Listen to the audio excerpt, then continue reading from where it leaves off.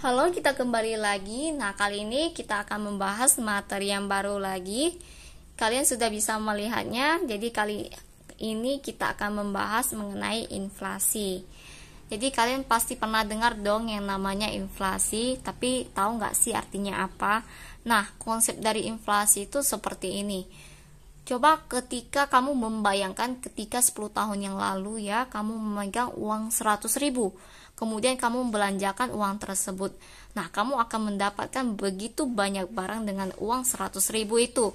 Kemudian kamu coba bandingkan dengan sekarang kamu belanjakan uang 100.000 itu. Nah, yang kamu dapatkan hanya beberapa barang saja. Nah, kenapa hal tersebut bisa terjadi? Nah, karena adanya fenomena inflasi ini. Jadi, inflasi itu apa sih? Inflasi adalah kenaikan harga barang bersifat umum secara terus-menerus. Jadi, dalam inflasi ini ada beberapa poin yang harus ditekankan, yaitu adanya kenaikan harga.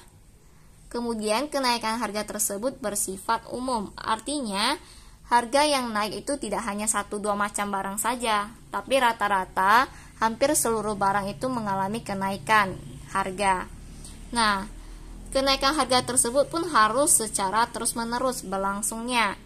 Jadi kalau misalnya hanya berlangsung selama 1 bulan, 2 bulan, kemudian harga itu kembali turun, berarti harga barang tersebut tidak mengalami inflasi.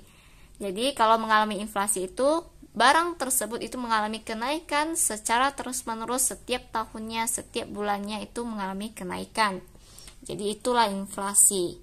Oke, gimana sih cara mengukur inflasi? Jadi inflasi ini dapat diukur dengan rumus berikut, yaitu IHK tahun yang mau kita hitung dikurang dengan IHK tahun sebelumnya per IHK tahun sebelumnya. IHK ini adalah indeks harga konsumen. Nah, kita kan sudah bahas di video kemarin ya, kalau misalnya manfaat dari IHK salah satunya itu untuk menghitung inflasi. Jadi benar-benar inflasi ini perlu sekali data IHK untuk bisa dihitung laju inflasinya. Nah, kita coba bahaskan ke dalam soal. Ini jangan lupa kalikan 100%. Ada soal seperti ini misalnya, ya. Nah, ini ada tahun dengan data informasi IHK-nya. Nah, pertanyaannya itu meminta hitunglah laju inflasi di tahun 2019. Jadi kita tinggal masukkan saja angka-angka IHK-nya ke dalam rumus ini. IHKT berarti IHK di tahun yang akan kita hitung tahun 2019, yaitu 280. Kurangilah IHK tahun sebelumnya. Tahun sebelumnya berarti tahun 2018, yaitu 249. Kita per 249 kalikan 100%. Nah, 280 dikurang 249 hasilnya adalah 31 per 249, kita langsung kalikan 100, hasilnya adalah 12,44%. Jadi laju inflasi di tahun 2019 itu sebesar 12,44%. Oke. Nah, kita juga harus tahu nih jenis-jenis inflasi. Ya, jadi jenis inflasi ini ada beberapa macam dan dibagi juga menurut beberapa kategori. Yang pertama itu menurut tingkat keparahannya. Ya. Ada inflasi ringan,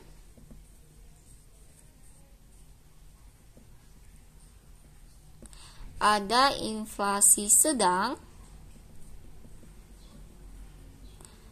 kemudian inflasi berat,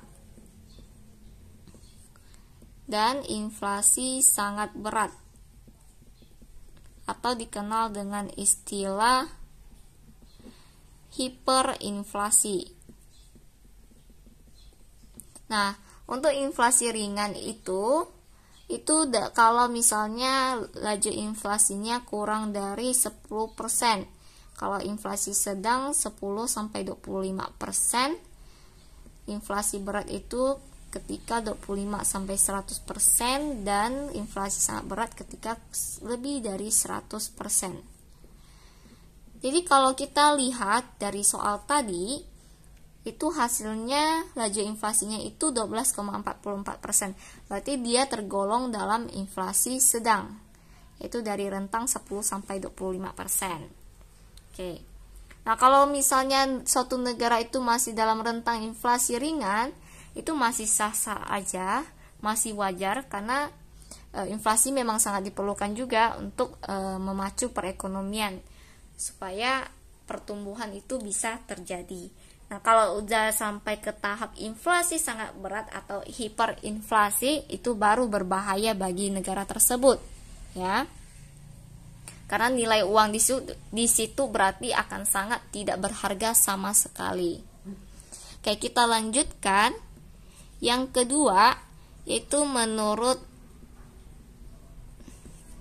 penyebabnya. Nah, untuk menurut penyebabnya itu ada namanya inflasi tarikan permintaan. Nah, inflasi tarikan permintaan atau demand pull inflation.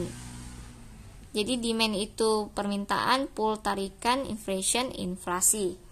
Nah, inflasi tarikan permintaan itu bisa terjadi karena permintaan yang terlalu banyak melebihi jumlah barang yang tersedia.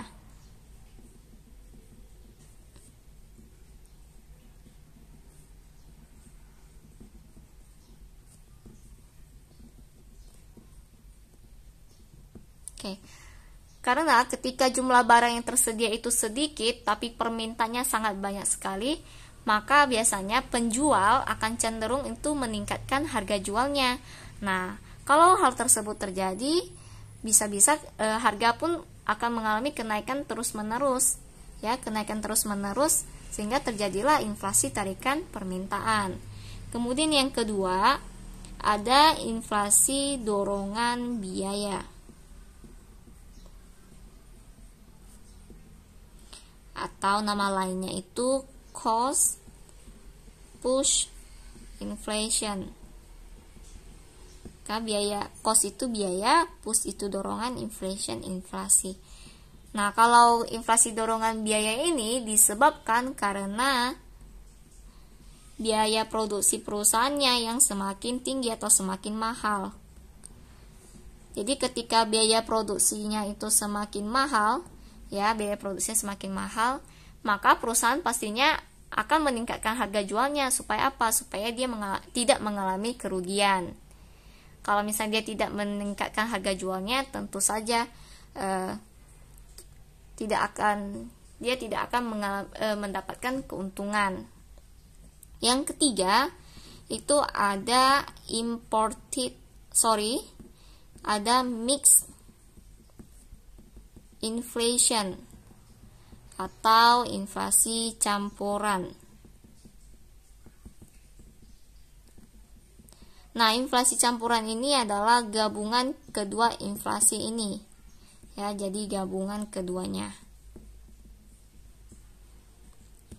Jadi inflasi ini disebabkan karena adanya permintaan yang terlalu banyak dan juga karena biaya produksinya juga mahal. Makanya harga-harga barang itu bisa naik. Ya. Selain menurut tingkat keparahan dan menurut penyebabnya, kita lanjutkan ada juga menurut asalnya. Nah, kalau menurut asalnya itu ada inflasi memang dari dalam negeri. Ya, jadi negeri tersebut atau negara tersebut memang sedang mengalami inflasi, atau inflasi dari luar negeri atau imported inflation. Nah, kenapa bisa terjadi imported inflation? Ini karena kita mengimpor barang-barang di negara yang sedang mengalami inflasi. Nah, ketika kita mengimpor barang di negara tersebut itu kan sedang mengalami inflasi. Kita impor barang di negara itu.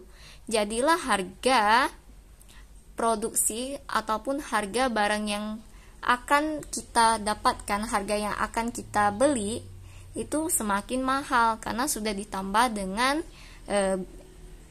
inflasi di negara tersebut. Nah, ini adalah jenis-jenis inflasi. Kita lanjutkan.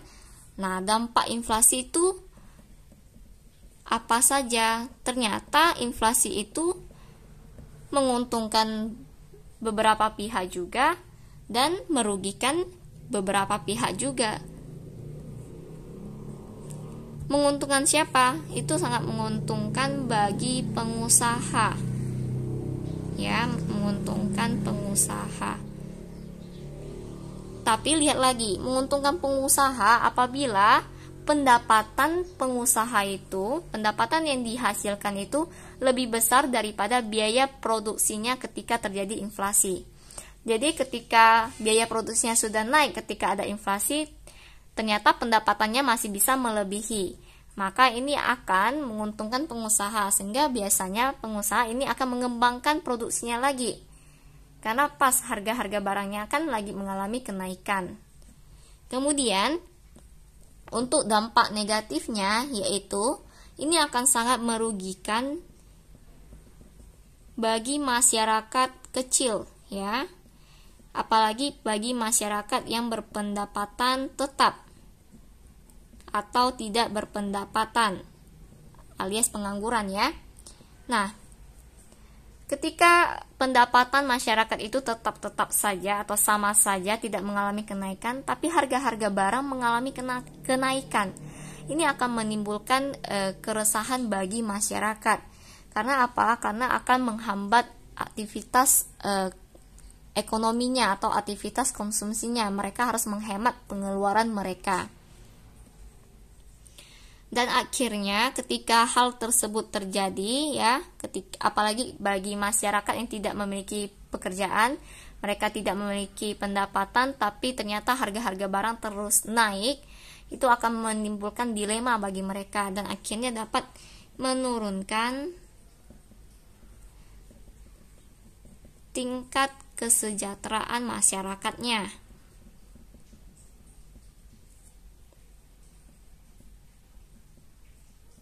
Oke. Nah, dampak negatif yang ketiga itu dapat merugikan atau dapat menurunkan daya saing ekspor. Kenapa bisa begitu? Ya. Karena ketika inflasi ini terjadi di suatu negara, ya, maka barang-barang ekspor kita pun akan semakin mahal. Nah, ketika hal tersebut terjadi, barang-barang ekspor kita harus bersaing dengan barang-barang impor dari luar negeri. Ya, barang-barang impor dari luar negeri. Akhirnya, ketika inflasi itu terlalu tinggi, itu bisa menurunkan daya saing ekspor kita. Oke. Nah, ini adalah beberapa dampak positif dan dampak negatifnya. Ada beberapa macam lagi dampak negatifnya dan dampak positifnya. Itu bisa kalian browsing, bisa kalian cari di internet ketika kalian ingin mengetahuinya lebih lanjut. Nah, bagaimana sih cara mengatasi dampak inflasi ini? Oke. Yang pertama itu bisa dengan cara melalui kebijakan moneter. Jadi kebijakan moneter ini adalah kebijakan yang berhubungan dengan keuangan. Jadi berhubungan dengan jumlah uang yang beredar, jumlah uang di tangannya masyarakat nih. Dari kebijakan moneter ada beberapa instrumen yang bisa dilakukan. Yang pertama itu melalui operasi pasar terbuka. Nah, kalau melalui pasar terbuka, Di sini yang melakukan kebijakan moneter itu adalah bank sentral. Jadi bank sentral itu bisa menjual surat berharga. Surat berharga di sini dapat berupa SBI, sertifikat berharga Indonesia, ataupun surat utang negara. Nah, ketika bank sentral itu menjual surat berharga, jadinya masyarakat nantinya akan memegang surat berharga, sedangkan bank sentral akan memegang uang dari masyarakat tersebut. Sehingga uang yang beredar di masyarakat atau uang yang akan berada di tangan masyarakat itu berkurang. Ya kan? Karena inflasi kita tahu bahwa jumlah uang yang beredar itu terlalu banyak, sehingga menyebabkan inflasi. Nah, makanya harus dikurangi dengan cara apa? Dengan cara menjual surat berharga. Agar apa? Agar uang-uang di tangan masyarakat itu bisa ditarik digantikan dengan surat berharga. Yang kedua, yaitu politik diskonto. Ya, politik diskonto yaitu bank sentral itu dapat menaikkan suku bunga bank. Nah, ketika bank sentral itu menaikkan suku bunga bank, maka orang-orang atau masyarakat itu akan tertarik menabungkan uangnya ke bank. Ya kan? Karena akan lebih memberikan keuntungan. Jadi jumlah uang yang beredar pun akan semakin berkurang juga di sini. Kemudian yang ketiga yaitu melalui rasio cadangan kas. Ya, rasio cadangan kas. Jadi bank sentral itu di sini harus menaikkan rasio cadangan kasnya.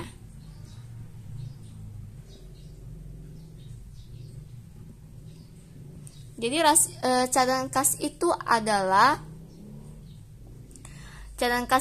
dana yang harus ditahan oleh bank dan tidak boleh diedarkan ke masyarakat, tidak boleh diberikan ke masyarakat untuk dipinjamkan. Ketika bank sentral itu menaikkan cadangan kasnya, jadi jumlah dana yang harus ditahan oleh bank pun semakin banyak. Dan itu akhirnya jumlah uang yang beredar pun akan terbatas atau akan berkurang nantinya. Kemudian yang ketiga itu ada namanya kredit selektif. Jadi di sini bank sentral itu menetapkan syarat-syarat atau menetapkan kredit yang lebih selektif. Jadi bagi masyarakat atau bagi peminjam yang ingin meminjam uang di bank itu harus memenuhi syarat 5C. Jadi 5C ini ada karakter, capital, capacity, collateral, dan condition of economy. Jadi di sini ketika peminjam ingin meminjam uang kepada bank, mereka harus memenuhi syarat 5C ini dulu, baru akan diberikan pinjaman. Jadi ini sebagai bentuk pengawasan ketat agar jumlah uang yang beredar pun tidak terlalu banyak di masyarakat. Selain kebijakan moneter, bisa juga melalui kebijakan fiskal. Nah, kalau melalui kebijakan fiskal, yang dapat dilakukan yaitu dengan cara meningkatkan tarif pajaknya, ya, meningkatkan pajak dan mengurangi pengeluaran negara atau belanjanya negara. Jadi, ketika terjadi inflasi, itu berarti kan jumlah uang yang beredar di masyarakat ini sangat banyak ya. Sehingga pemerintah itu bisa meningkatkan tarif pajaknya supaya apa? Supaya uang yang beredar tersebut bisa digunakan untuk membayar pajak. Jadinya uang yang di tangan masyarakat itu kan jadi berkurang. Kemudian pengeluaran negara juga harus dikurangi. Karena kalau misalnya pengeluaran negara itu tetap atau semakin meningkat, itu malah akan menyebabkan jumlah uang yang beredar semakin banyak juga. Jadi pengeluaran negara itu harus dikurangi. Nah, jadi ini materi untuk hari ini. Jika kalian ada pertanyaan, boleh kalian tanyakan ya. Nih. Sampai jumpa di video berikutnya. Semoga video ini sangat membantu kalian.